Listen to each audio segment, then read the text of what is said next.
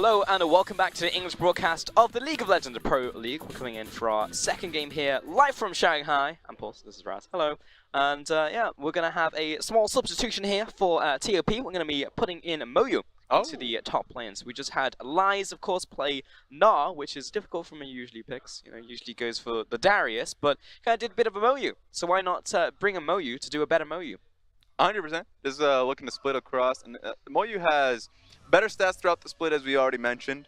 His damage per minute.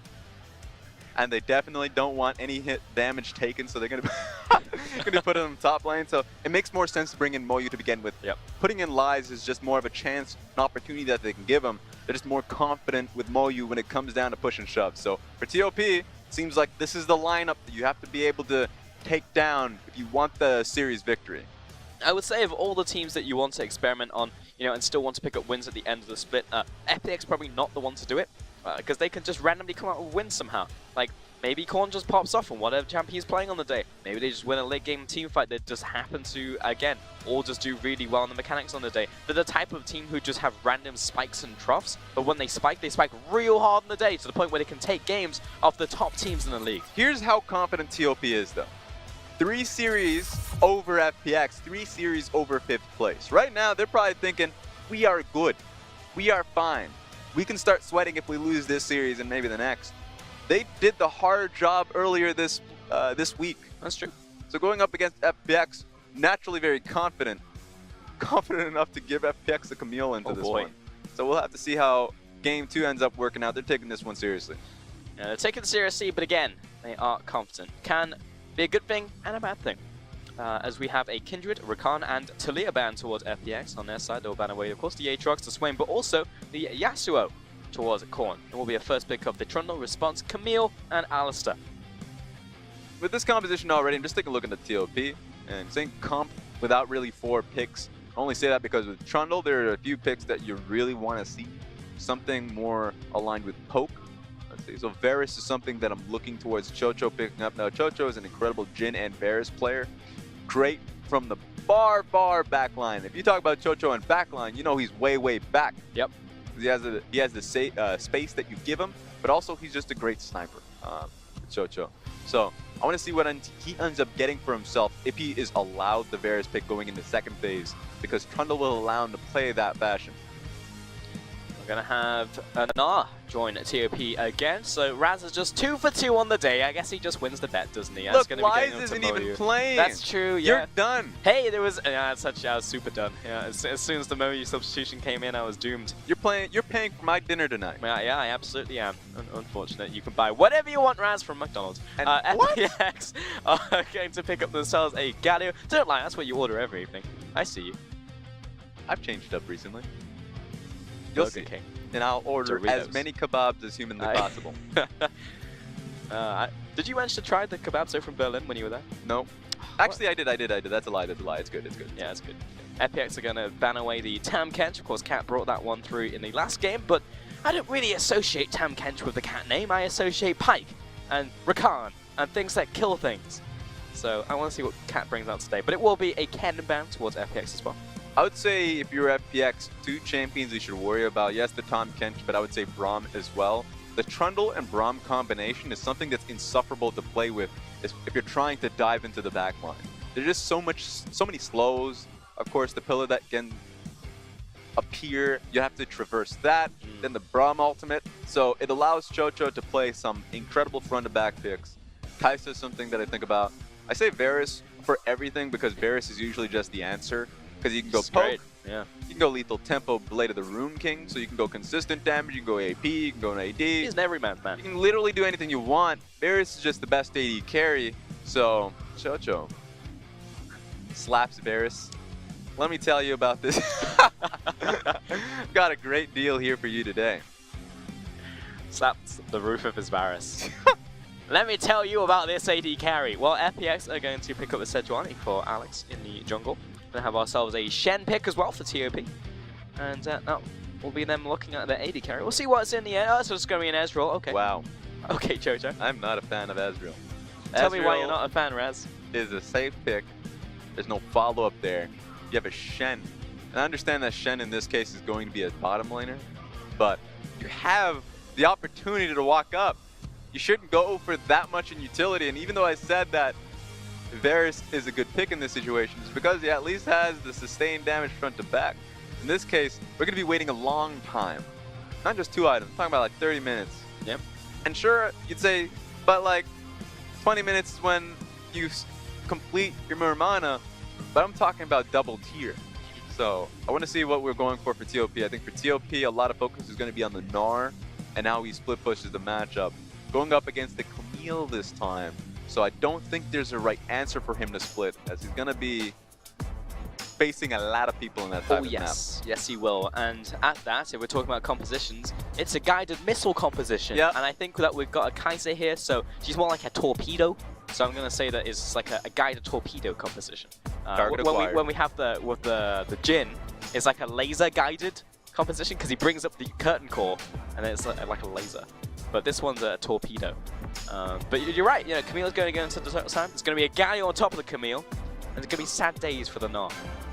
Camille Galio is the most frustrating composition to play against because not only can it speed up the game offensively, trying to dive bottom lane, top lane, easy to do when the Galio just has to take 2 meters of walking before he can ulti in your lane. And then defensively, what is a Gnar going to do if he split pushes or tries to find a dive situation when a Galio is going to find you? So option 2, dive. Yep. Camille Galio Sejuani, definitely not who you want to be seeing in a dark alley. No, because you're going to be facing an ultimatum, and that is a what is he doing in that picture? He's got a Starbucks. He's got himself a latte. He's happy. I don't know if he's in a diaper or something. That's way too white. The 5 of diamonds. He's a diamond. He is a diamond? A diamond in the rough. Wonder what the 5 stands for. There's 5 members on the stage. One of them is You're not wrong. No, I don't know if that is the correct answer. Well, again, we can see the compositions as we get into game. I feel like the crowd's gotten more full. Maybe getting ready for our next game of the day as well. The EDG versus WE. Make sure you stay tuned for that one as we get onto the Rift for TOP and FPX, the second game of the night.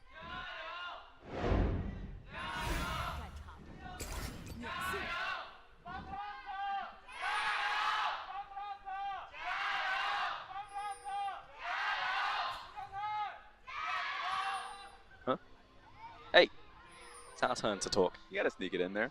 That being said, of course, remember the next few series outside of Shanghai, so gotta be Palin and Xi'an going to WE versus EDG. That's the risk with EDG. Not only are they going up against the Team W that usually plays up when they go up against each other. Yeah. They have to do it in enemy territory. That's right. Hang on. Why is it? People are just late to this series, Raz. Yes, they Not are. even here for the next set. Yep. Reminds me of my family. Yep. Come on time, folks. There's plenty more League of Legends to watch today. Yep. TOP going to be walking into this jungle, and this is a very much a Dark Alley, but it's happening a lot earlier. We're going to be opening up with so many spells. Cat is now under attack. He's looking to try and flash over this wall. He's going to make it, but his Trundle didn't. First rule walking down a Dark Alley is don't at least bring a ward, a flashlight, if you will. Yep. In this case, yeah, it's going to happen. There's way too many CC here. A really good call out from FPX, recognizing that the jungle matchup is going to be important. So hiding Sejuani's plays by stopping the ward being placed down in Raptors, incredibly crucial. Means that XX now, while you can still safely assume that Sejuani is going to start topside, doesn't know if she's going to be heading towards Raptors second or are we going to be going straight towards the blue buff next. So it's going to make XX a little bit questioning now the pathing of the Sejuani. Taking a quick look at the Keystone, seems mostly standard across the board. Going to have Moyu going for the Ares once again as the top lane, which will be comment on the Camille. We're going to have ourselves a pause Keystone on the screen as well, slap bang in the middle. Yep, Aftershock into the jungle, pretty standard for Sejuani. So let me tell you about Aftershock since we have a lot of them. Good old Aftershock. I hate Aftershock. So when Aftershock came in, I was like, why is this in the game? Oh, this is a long time ago. Yeah, it was a long time ago. I definitely thought it was going to be nerfed, but it didn't. They got buffed? Yeah, because you got two extremes here. Electrocute that lights you up, and Aftershock that just is, you know, never going to get touched. Turns you into Metapod.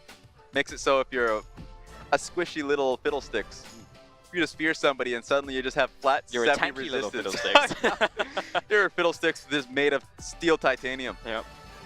Titanium alloy. Made of tungsten. It's just like, oh, I guess we can't kill him anymore. Don't touch me. Yeah. You remember when you could actually play mid lane Leona and it was like legit? Because you just go Aftershock and you just run them level 1 and just couldn't kill you. You say everything is legit just to back up your statement of your nonsense picks, and they're just not legit. I'm not allowing it on this desk. Well, last time, you know, I feel like over time I just become the prophet. I'm like a Time Lord, like Genja. Hang on. FPX is just going to take crap as this blue buff is being taken. Run! Oh no! Alex, turn left! So he's on the wrong side of the map. I think he was seen, He doesn't care. He's going to take wolves. Are you kidding me? Hello? He cares not for enemy junglers. Is he clearing out I'm the only entire jungler game? in this game. Well, hello. How has Alex not even... There we go. Now you know what's happening. He still takes it away. Cool rotates from the mid lane. Just as punch for you. We're going to be charging up the taunt on this one, but here comes Catnip from the bottom side. Dodge out of the way from Alex. And Chris comes up for the fun. Oh my god, the whole posse's here. Can Cat make it out? That's the question. Caffeine Rain goes onto him. He's going to die. Here's the edge roll. He's caught in the... Oh my god! It's a massacre. FPX find 4. They're going to bring up the top lane into the party as well. Ah! Here comes Cool back from base. Oh no, Korn. Oh, he's about to get harvested. Cool gets another kill. 5 kills to 1, and we're at 3 minutes into the game, Raz. So this level 1 is pretty strong. We saw what happened level 1. So now they all group up. Every single one of TOP going up against the Kaisa, the passive that she has, the extra damage when she gets the 5th hit, of course the taunt that you know he had level 1. And then Sejuani, and Sejuani, honestly, if you just look at FPX, the only one you should really focus on is just the Sejuani, based off the fact that she gets, with the melee members that she has from Galio, will stun you on sight. So let's take a look at this, because the moment the home invasion's been spotted, you bring in the cops. Wee woo, wee woo. This is not Detroit. They come at a speedy time. They catch Trundle very quickly, and so while every member joins up, I think TOP just didn't expect the fact that all of the adjacent lanes actually showed up on time. Because the moment they do is when it's lights out. So just poor decisions from TOP, and it's going to cost them the series at this rate. What I found was hilarious from that play was that it wasn't the top lane who came down, it was actually Cool who came back into the fight from the start of the fight. He'd recalled, teleported, he bought a Dark Seal during that, then teleported back into the fight, picked up a kill, then got stacks on his other Dark Seal. And then he went back and picked up a blasting one. He's a big boy. The Dark Steel stacks, but one thing that he's going to be doing now in laning phase, because usually with the Rise Trundle, you try and chip at him. Slam, bam, send him back to the tower. I'm just saying, Raz, have you ever seen someone with a mid-team fight purchase? I don't even think I've seen an Ornn just craft an ice a mid-team fight, you know what I mean? He teleported back, I'm went definitely shopping, waiting for the game. went down the high street and was like, I'll take this, and I'll go back to the fighting pit. And so what ends up coming across this is, of course, getting double corrupting potions. Of course, he has the refillable as well. Oh, okay, yeah. Refillable with double, what is it called? Dark Seals. Yes. There we go. Means that he's just going to stick in lane for so long. Don't fight him. No, definitely don't fight him. He's going to Arctic Assault through your pillar. Next X. Ah, well, I've got my Krugs, it's fine. And this just isolates mid lane a lot more. Korn doesn't have teleport here, so it's going to mean that he's going to come back to base while losing waves. And then when he pushes out, doesn't have the wards to his right. He might have it to his left. You can see, actually, Gimgoon is making sure that that doesn't happen because he's roaming frequently after he pushes. So Korn is just on an island. He's Tom Hanks in this film. Yes. Yeah. Who's his volleyball? Oh. I'd say XX because he's getting pushed around a lot. He's Wilson. Yeah. He got lost in the ocean of the enemy blue buff side. That's true. He did, yeah. And he's a little bloody. He is. It all adds up. There we go. It's perfect. I'm going to call XX Mr. Wilson. Mr. XX, if you will. Mr. Wilson. Maybe he can upgrade himself to Wilson Fisk by the end of this game. We'll see. Because XX, you know, we said he was the most improved player on TOP. And I think probably in the league, to be honest. You know, he did start very far down. Yep. But then he's skyrocketed, I would say, in terms of the junglers into the split. Been a major part by TOP of being strong. Bot lane, Cat just got 100 to 0'd. Well, he's not quite 0 just yet because he'll flash away. He's got the shield on top of him, and he's still bleeding out from this one. It's going to be okay in the end. This is how impressive it is. Of course, if you have two sudden impact supports, the one that with the upper hand is just going to walk at you. And in this case, Cat got walked on. So that was interesting. Knocked up. Full passive being applied by LWX. This lane is super easy for LWX. He's so close towards getting his, I guess, his next item. If he gets a BF sword, there we go. My God, stop this man. A BF sword and a pickaxe at 7 minutes. Against the Call Fairy Charm! He has a Call Fairy Charm! He's got to have more money than that. He's got to be able to spend. He's going back to base now. Surely he's got like a tier. I can't breathe. Maybe a Sheen. Come on, what have you got? What have you got, Chocho? Tear it up. What have you got for us? Tier, please. It's a tier. My tier's fully stacked to him. Oh, and he's got a Sheen. He's fine. He's all good. I'm still upset. Yeah, but he's still gonna get lit up in lane. The one thing you could say is that he has the range in the matchup. If he plays respectfully from here on out, as the bodyguards find, track, and push Cat out of the establishment. Yep. That Chocho might be able to chip him down, force LWX to respect the lane a little more. Remember that LWX doesn't have potions. Going for the BF sword boots means that he's not going to be able to buy the potions really early on. So he's just betting on the fact that he'll stay behind minions and not get poked out by the Sheen Ezreal. Imagine getting your magic boots Oh no. at 8 minutes 30. Imagine the pings that are being drawn out in the bottom lane. The Galio that's rotating. There's only one result here. Press F to pay respects for the TOP bottom lane. That's going to be an ultimate following through. Cat's put in the fridge. Chris bounced back, but he goes golden. It's a golden cow, folks. And he's still alive. Hey man, they're sticking around too. They're going to try and least strip this tower. They don't have much range on LWX, so what I'm looking at is just... What? Oh, he's just going to go in. Cool finds a double taunt. Oh, Chris with a follow-up as well. XX underneath the tower. What's he to do? They get a kill onto the Alistair. But as Cool slams back down, they're going to find themselves a third kill. FPX are 9-2. 9! In 9 minutes. Just putting that out there. 9 kills with a team-fighting composition. 9 minutes into the game. All of it focused on towards the AD carry as we've seen Gimgoon lighting up Boyu in the top lane. I'm going to let him live today. He'll remember this. He'll tell his friends of what he saw in the top lane. Run back to your tribe. Tell them about my leg technology and that they won't be able to match it. Yep. You've got millennium until you catch up to me. So but again, Cool's insane. I didn't expect this. Of course, the taunt coming through means that they're just going to pile in. They have a really good dive composition. I don't have to tell you. You already saw it. Only real, let's say, problem that came through was the extra tanking that came from the Alistar. He's not going to be too upset about it at the end of the day. Took too many shots. More shots than Frostgreen on a Friday night. Yeah. It's a lot of shots. Yep. Too many. But that's fine. It's a kill. I mean, technically, that doubled the total kills for TOP right there. But FPX are destroying TOP. Storm Razors this early on. So, Storm Razors is a fantastic item. 0.14 Storm Razors. Early crit, I don't have to tell you what it does, but I will tell you is that getting it this early on against an Ezreal means that Ezreal does not want to get in a 10-mile radius of him or Alistar. Of course, post level 6 is Alistar gets a headbutt pulverized, and she's behind you because of the proc Chorus of Plasma. So this is a little wondering of how TOP is going to combat this. Double tier composition when you are this far behind 3k gold at 11 minutes is unrecoverable. I mean, if you're TOP, you're hoping you can recover because this is match point. Yes, they are. But look at this, 2 versus 2, Crisp and LWX, they're hammering down the tower. We're at 11 minutes into this, but how are you going to deal with a Storm Razor? How are you going to deal with an Alex flanking you from the top side and starting to dive your inner turret? You don't. You lose your first tower, that goes fully over to LWX. And so the one scary thing about FPX's composition is how straightforward it is. They just try and fight. They know they have the gold.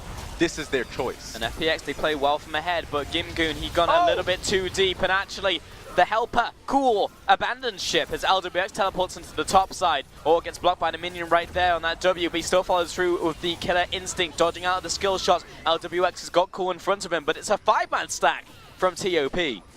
And at the very least, because this is a poor situation for FPX, LWX doesn't have to base. They already took the bottom lane tower, so he can just keep top lane as his new lane to focus. He wanted to be here anyways. It was just unfortunate that Gimgoon got caught so early.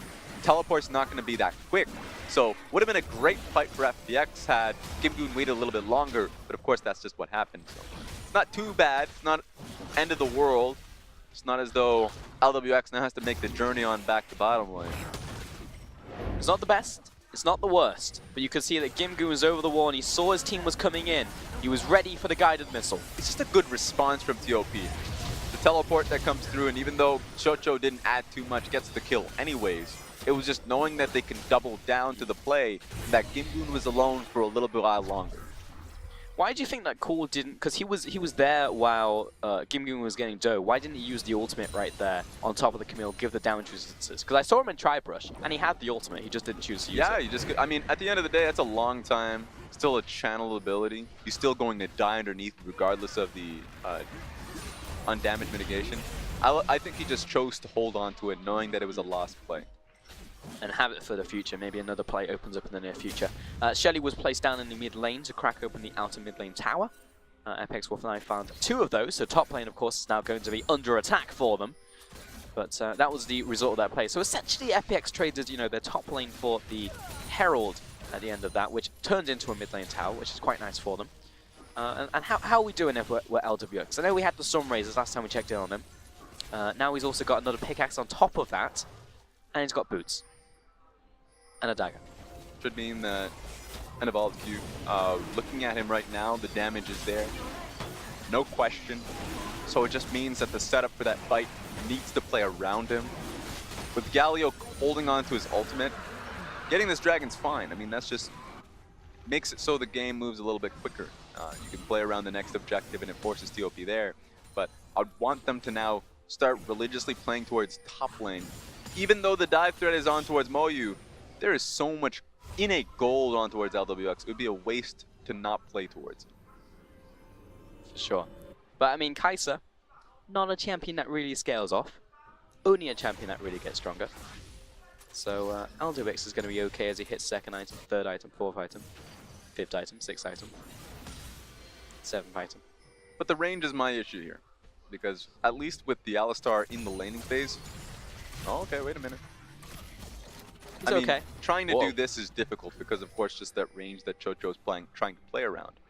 It's good that FPX is now playing around it now because as the game goes on, Iceborne Gauntlet being built by Chocho means that he can actually try and keep LWX at an arm's reach. And that usually the problem that a Kai'Sa has in these team fights is trying to output as much damage as possible while not getting CC'd in any way, shape, or form and trying to always keep in range. That's the struggle. So, you're right about that, not going to scale down, but this is your best opportunity. We'll say the other thing is the silver lining here for TOP. And it's LWX. You know, LWX has a propensity, if he sniffs blood, he'll run face first into a trap. Now, I believe it was LWX who ran into the back of a fight, and 2 people were literally hiding behind a wall mid-fight. That was him. And he died at red buff. Checks out. It's just like, hello? Where did you think they went? So there is still a chance if TOP play these fights well, which I know they can, because I've seen them do it against teams like EDG, for them to actually take out the AD carry. And he is where a lot of this gold is centered. That being said, in the bot side, Muyu going to be facing this ultimatum, but it's going to be the whole gang that's here. He wasn't expecting the family. They're going to get the kill on the bottom side. And that's the trap we were alluding to in the last game, where TOP as a team brings in the members just in case. Those rainy day situations, knowing that FPX want to accelerate the game, so they have Corn lying in wait with XX, just so they can find those minor pickoffs. So it happened there, Gimgoon's down. No members there for FPX, but they're doubling here. You gank me, I'll gank you. Here comes LWX right into the back lines. The torpedo comes in big. That's 2 kills to FPX. They're trying, dog. They're trying their hardest, but they're just getting blasted by the engage potential once Crisp enters the fight. Run away from him. That's all you can do. It's pretty horrifying when you get hit by the Camille into the Galio with the Sejuani on top, but then a Kai'Sa following through. Like, yeah, you want to deal with the Kai'Sa, but you can't while you're CC'd for 7 seconds. So now this is the worry. These towers are going to be taking a record time, 17 minutes into the game, and bottom lane inner tower being taken. Makes it so easy for FPX to then focus top lane, send the Camille split pushing bottom lane in towards Moyu, and just say, we're sitting around Baron forever now. You actually have to force us out of here. Last game, it was TOP making the mistake of sending out people to take down that bottom lane tower and losing Baron. FPX don't even have that possibility anymore. They can't make the same mistakes TOP did. And it's just feels bad, man, in this entire series, because we went into this first game, TOP, they tried that double lethality build, you know, with no tank on the front line. They tried something a little bit different against an FPX. You said they had a good winning record against the team, and they're like, this is the time to do it. Let's try something a little bit different on stage. Heck, we'll give Liza a chance at going for some Nara in the top lane. Didn't work out, no problem. Second game, we go into this best of 3, and it's just like, uh-oh, it's one of those games that you'd FF if it's a scrim at 2 minutes. And it's one of those games. Yeah, and it just ripples out from there. You give them power. The power was there for TOP. I mean, in game 1, it was poorly played team fights. That it was disrespect in that regard. It was. Game 2, it was just real disrespect from XX. So we're taking this in. Helicopters running around this fight. Don't know how they see it. I mean, don't see it. The knockups there secures the 2 kills. The damage is going to follow up because there's so much confidence from LWX. He just ults in front of 2 people in melee range because he knows he has the massive shield to follow up. Yep. And he's going to kill them before they get out of CC. To be fair, he'd do that anyway, but this time it worked out. Yep. Good old LWX. But when it works, it really works. He's a win more card, for sure, on this AD carry. 405. He's 2 items, Raz. Yep. It's 19 minutes. Biggest Those are not cheap items either. Those are really expensive items. Biggest spike you can have for, let's say, a Kai'Sa at this point in. You have the Guinsus and, of course, the Storm Razors. It evolves both your Q and E. So now she has the ability to go invisible in this point in time. So the issue here now, if you're TOP, is that you have pick potential here with the Corn W and XX maybe throwing out a Trundle Pillar. But if you were to get on towards LWX, the added invisibility based off that, and the attack speed that now he gets, improved movement on that one on Guinsu's Rage Blade, it's actually impossible to nail him down. The damage isn't there to follow up. They just don't have it if they don't have the Gnar. So for TOP, they're hoping on a Gambit around Baron as it now spawns up. Yeah, they definitely are. And they're also maybe looking for an engage onto FPX, you know, break apart the formation before they can all just run at you. Because FPX are always going to shine when you're just like throwing in the Sejuani ultimate, throwing in the Camille herself, throwing in the Galio on top of the Camille, throwing in the Alistar, you know what I mean? And then at that point, LGX is going to chase the team. He's going to be in there as well. Everyone's going to be all together. But if you can break them apart, that might be an opportunity for TOP. Let me lay out essentially what you're hitting on is when teams get lazy around the Camille Galio composition. When Camille sends out the ulti, walks forward, Galio then ultis, and you can see the ultimates not aligning well, so you can actually just move away from the Galio ulti within the confined space of Camille's. So those actually happen fairly frequently. I feel like every single time I see the duo, that combination, there is impatience with that combination, and allows for the guaranteed pick to not be guaranteed anymore. So that's on to FPX to play this one out very strictly, disciplined. They can't make the same mistakes. In this case, they have Alistar to follow up, so I don't, like, they have so many insurance policies here that they're paying a little bit more than they should. But they're doing really well for themselves 21 minutes in, and they're going to start up on Baron. Yeah, they are, but they're just being safe around it at the end of the day. I mean, everyone on this team is just gigantic. Sejuani, oh, it was just a trap at the end of the day. Cat, Curiosity killed him. And ultimately, FPX will turn back on towards the Baron. 4 versus 5 now. That being said, Alex is low, but he can turn around again. Gonna be Galio coming down. Crispin's in real deep without any backup right now. But that's gonna be a massive taunt coming out of Cool. That's gonna be the follow through from LWA. Oh my god. That is way too much damage for 21 minutes into the game. Chojo's getting chased down by the knife beat. I mean, she has hook shot. She does. That's the thing. Oh my god. It's a 1 versus 1. LPX versus Moyu. Oh, that should not be happening. To dodge out of the way, and he might be able to get it because Shen's on top of him. He managed to find the kill anyways. 1 versus 2 LWX. This game's getting mad. It's getting some ridiculous stuff. I know. I can see it. FPX, while they're still on the map and getting more objectives, taking way too many risks here. Alex is the first offender where he was no HP, playing around Baron, walks a little too close, and then dies for it. The Galio ulti obviously trying to help him by getting the added resistance is not enough, so you actually waste the Galio ulti. Take a look at this, because this was the successful one. Getting on towards Cat, easy peasy. And then it makes sense going for the next player. The only issue is that they only had 2 people on Baron. So Alex took a lot of damage he didn't need to take. So that's the first mistake from FPX. Of course, Moyu coming out to get the execution on him. And this is when Crisp dies too. You're like, how does this even happen? Why is Moyu in the back? So actually surprisingly good for TOP. Even though they end up losing the fight, they lose it in a graceful fashion. Yeah, they do indeed. Which is surprising given the whole situation of FPX just having massive power spikes on their carries across the board. I think that they're still behind. Still had a lot of casualties. And the cow was waiting. Though he has been spotted, so no longer a hidden cow. But the rest of the team is already on the Baron. They are burning it, and they are burning it very quickly. This Kai'Sa does a whole lot of damage, and it's already dead. This time, TOP will not have a chance to even contest. Yeah, there we go. I mean, there was just on TOP to try for the second gambit. They needed to play around Baron. It was very linear. FPX understood that, taking a free Baron on that one when the waves were not pushed out. So it was good timing there for FPX. Clean as a whistle. Second time around, and they group up topside. Moyu's the only one defending. He's got Cat behind him. And slowly the team is trickling out. It's actually going to be a teleport coming in from TOP to defend this.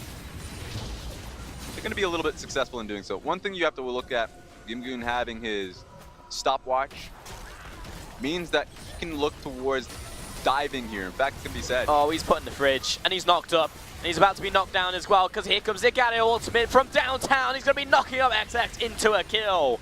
Moyu chasing him down though. Crisp is low, but comes in with a clutch headbutt. Uses his life for that one, but his team doesn't get wrecked by the ultimate coming in from the Gnar. That's a great ultimate coming in from Gimgoon. Dodges out of that ultimate in from Gnar, and now they could just chase them down into the base. Gimgoon slices and dices Cho. It's an ace for FPX. There we go. That's what I was looking at of it for Gimgoon. He knew he had the stopwatch, so all he had to do was keep them confined in one place and allow LWX to finish it off. We didn't see this one coming. 2 games in this series, and it's FPX finishing it off. 25 minutes on the clock right here. FPX completely destroyed TOP from start to finish. It was just one of those games. FPX with the 2-0 on the day. You have to feel happier if you're FPX from this one.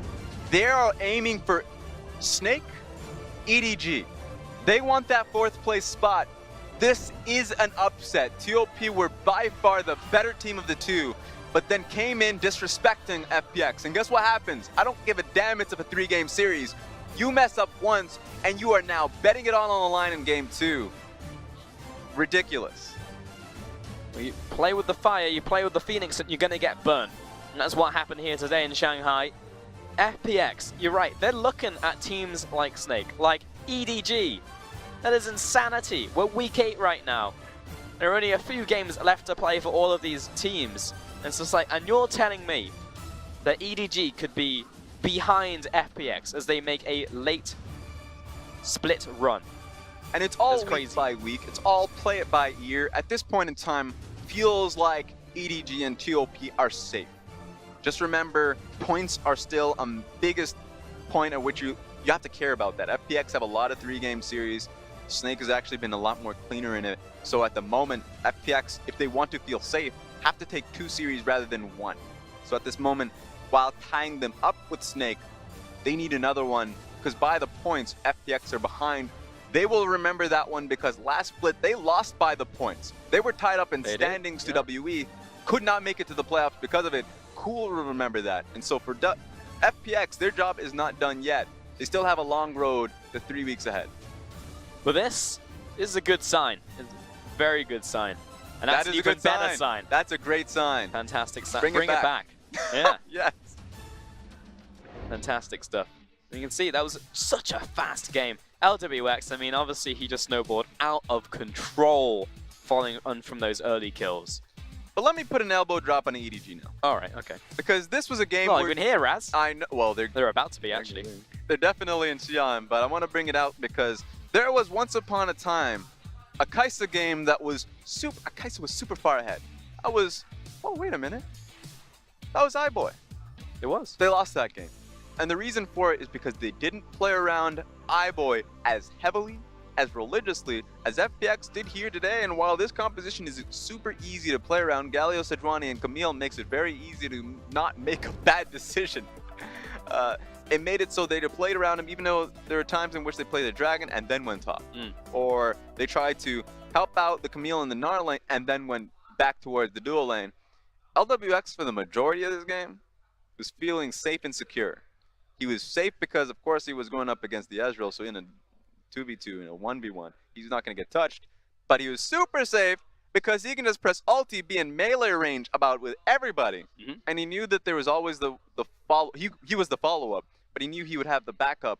So a great game by LWX because he knew that the team was always there by his side. Yeah, and as you said, vice versa. Good job to the team for actually being there in the first place, right? And I think like that was the thing for the team. We were like, well, yes, this is a relatively simple combination to execute. You have R button, R button, R button, LWX with right clicks. You know what I mean? Like it's a relatively easy composition, but it's the timings in which you actually do it when you hit your R button.